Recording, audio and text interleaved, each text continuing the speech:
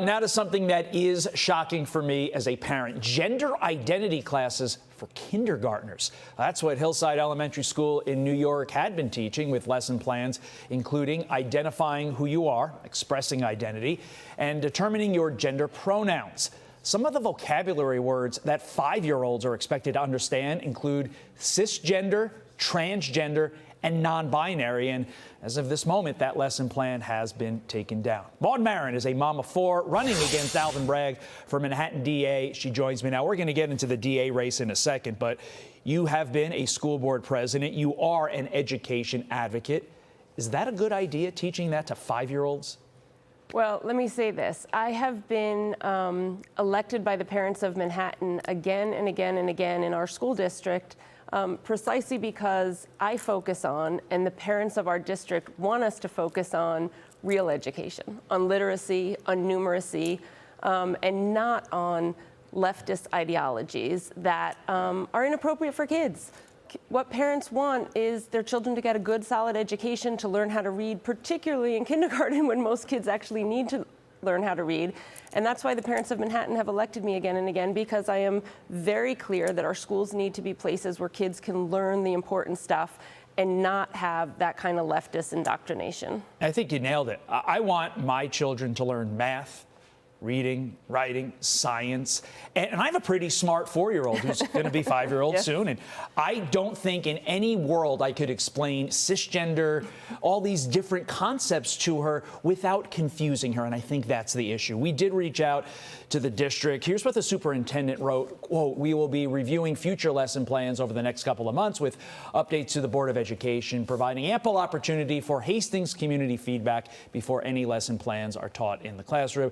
Reached out back to the district for further comment. We are awaiting further clarification, so we'll have to leave that one there. Meantime, Democrat New York Congressman Richie Torres is calling for stronger border security as he eyes a potential run for governor. He told the New York Post, quote, "If the federal government is looking to remove violent criminals, then the state should cooperate." But Ma, just 2 years ago, he said he backed mass amnesty for illegals. Is this a bona fide shift in his views in light of what the voters told us following Trump's big win? I think it's really clear in New York and around the country that people in both parties want safer cities, they want better schools, as we talked about, and they want sensible policies. They don't want extreme ideologies on either side. What they want is a way to raise their kids, to have excellent schools, to have safe streets, to have thriving businesses, and Richie Torres and lots of other people have gotten that memo. Okay, let's get to the main event now, Maud.